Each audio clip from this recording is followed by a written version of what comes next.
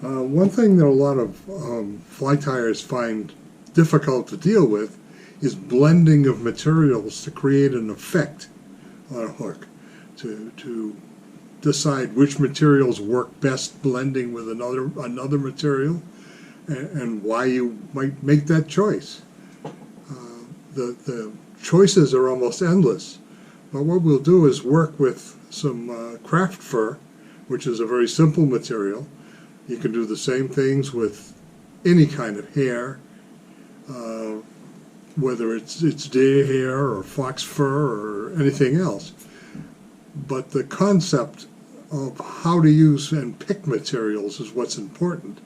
And we'll look at that from a detailed perspective with one type of material. Then you can go from there and try other things. We're going to start this with a 1/0 hook as we zoom in here, and I'm going to wrap the thread nice and neatly in relatively touching turns right down the shank of the hook in the usual format, and leave the thread hanging between the tip of the point of the hook and the back edge of the barb. And that's kind of the standard I use for most of the stuff I tie. And cut off all that excess material.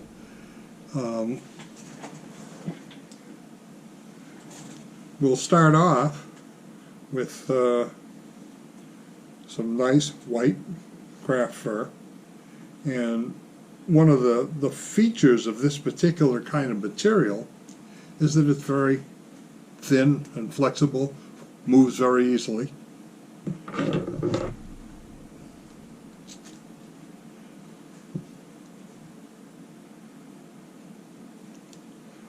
Like most kinds of hair, it does have short fibers at the base, so you have to get rid of those. Like a lot of things, although it's accentuated with craft fur, static electricity does affect it. A little moisture negates that problem. You can pick the length of you want the tail to be, 1.5 to 2 times the length of the hook itself is usually a pretty good standard to pick. And you can lock down that material right at the back edge of the thread base, and in standard form with anything, cut it off, leaving some kind of a uniform bit of material along the hook shank, and by placing my finger alongside the hook shank and sliding it forward as I wrap the thread forward, I bind that material down. Then I can come right back and make sure it's locked down solidly. Now, in blending materials and adding something like flash, you want to pick a flash material that in itself is soft, thin, behaves very much like the material that you used to start the body. So a very stiff, coarse flash material wouldn't be a good choice for this particular fly. You want something that'll move in the water, just like the material that you chose. And you take a length of that stuff, and you can lay it in there, let's say the length of that whole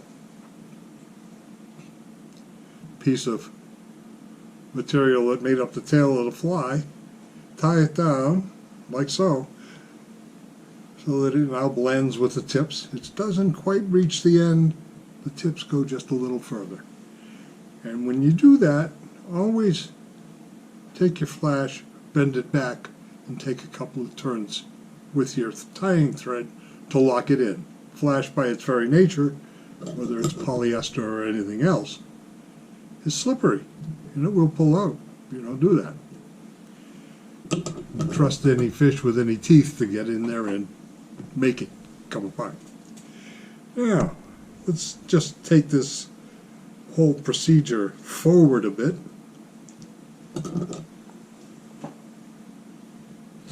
and add another piece. Now, something you're familiar with as a tyer in this modern era, and And notice I flop this material over when I put it down so that none of this fuzzy stuff from the craft fur gets in my way while I'm tying anything. This modern era is one where you see a lot of hollow flies.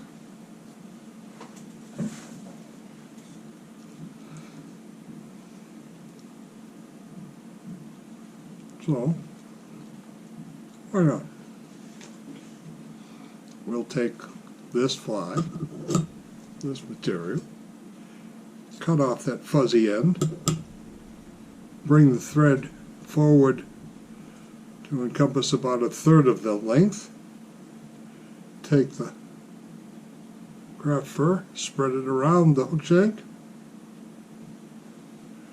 and take a couple of turns of thread loosely, which also pulls the craft fur around, gives you fairly full coverage. Now, I don't care about this little butt end here because that's going to be underneath, so it doesn't matter at all. But it also hides a little bit that body that's nothing more than craft fur tied down to the hook. So in the old salmon fly sense, that was called veiling. So we're veiling that.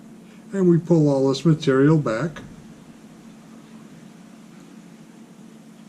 Take a couple turns, and now we have blended white craft fur, some flash, some more white craft fur.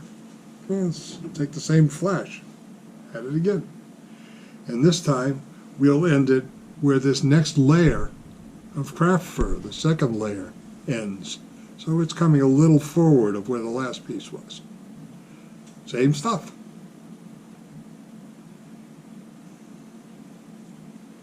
Tied in the same way.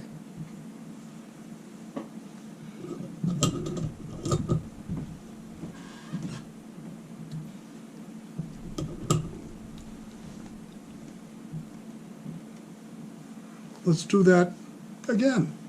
Fill up some more of the hook.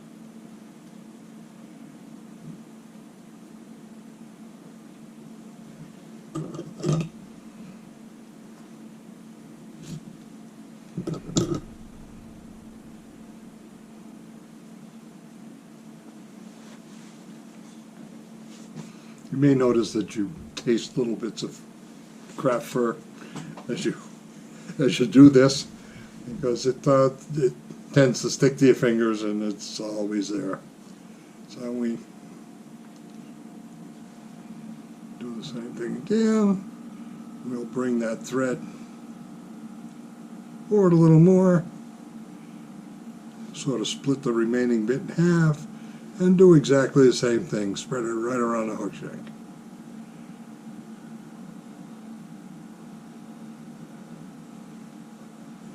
And again, the butt ends don't matter. They're just window dressing, covering up the multitude of sins underneath.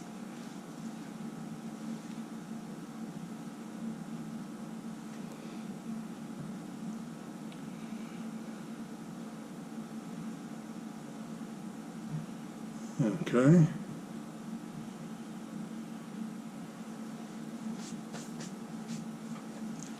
And just for the heck of it, wherever that went, here it is.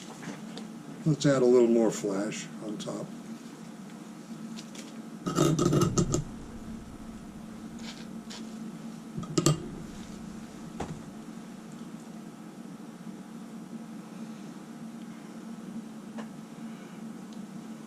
Again, going back to the end of that layer,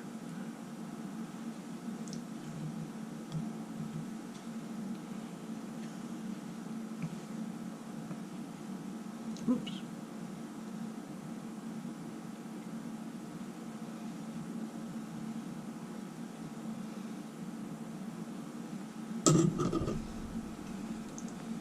Now, let's add something a little different.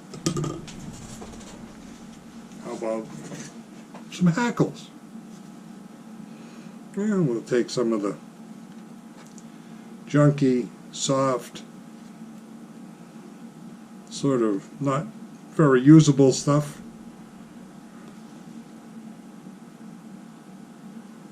the tip end of this not too great old neck. There's one. There's another.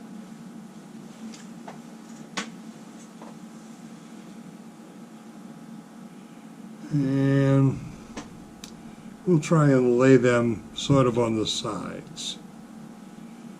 And just tie it in. Try to get it more down on the side of the hook than on the top.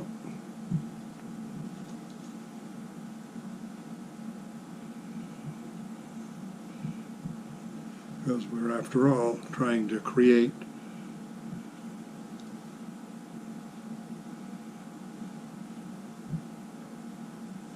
an overlay here that gives some kind of a result.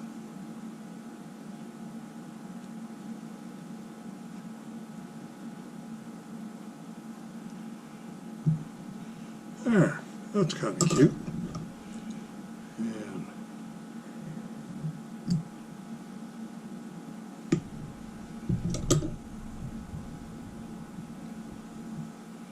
like the flash, I'm going to fold that back, and I'm going to take a couple of turns right over it before I cut this away.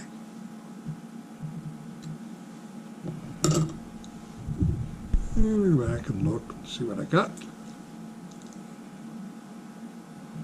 Stroke it a little bit. Now, we've blended hackles into this. They're sitting on top. They don't really blend much, but we can change colors.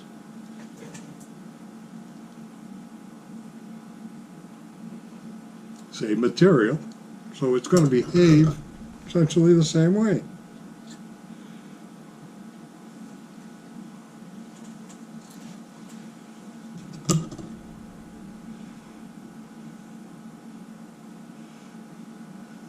I only want this to go back a shorter distance because I want to partially cover what's there. So I'll cut off some excess and stick that in the front and do the same thing I did before. Let it spread around the hook shank. And I'm a little thin on that side, so we'll get some more.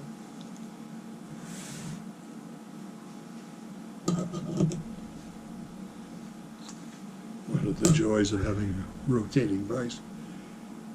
We can go get more, add it in, and tie it on. Then we can just take all this excess stuff away. Now, as you have already figured out, if I just push this stuff back, I'm going to come up with something that looks like that. And that's perfectly acceptable fly. But you don't have to stop there.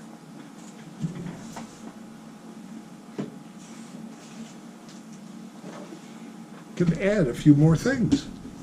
You can add anything, as long as it works with the fly.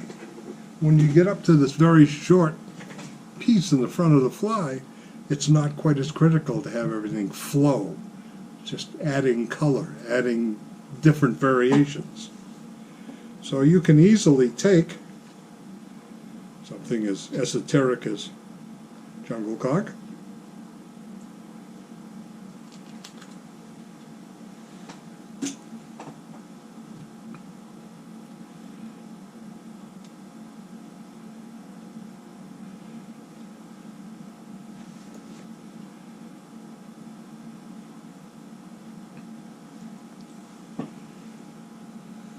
flip the fly on its side,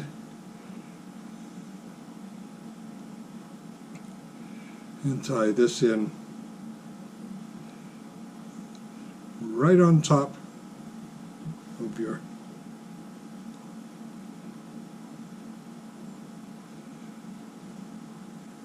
hackles. A little twisting here or there. Get it to do exactly what you want it to do, and lock it down.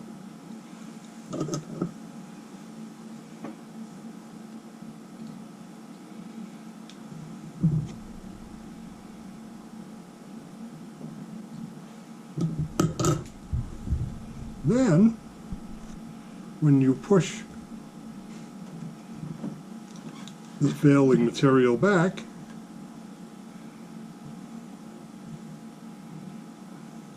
you get a slightly different and perhaps a little more finished look to the fly.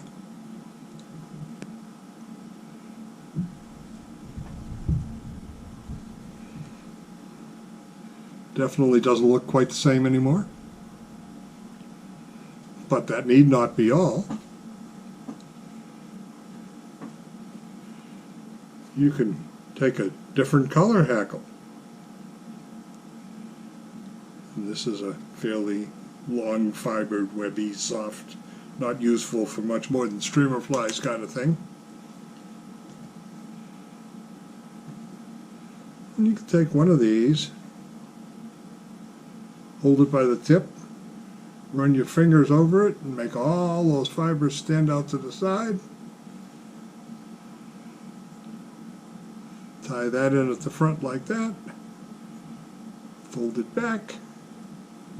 Again, it's a kind of slippery guy. And then you can take a few turns of that in front and on top.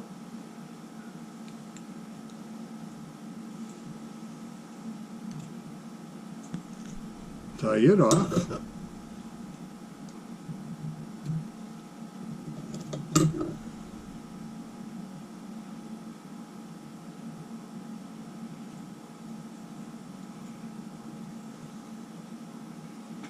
And you have a very different effect. This doesn't affect the movement of this at all.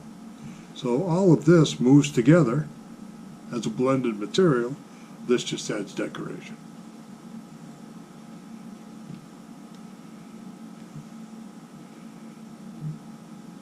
The end of what you can put together and how much of it you can put together is just limited by your own imagination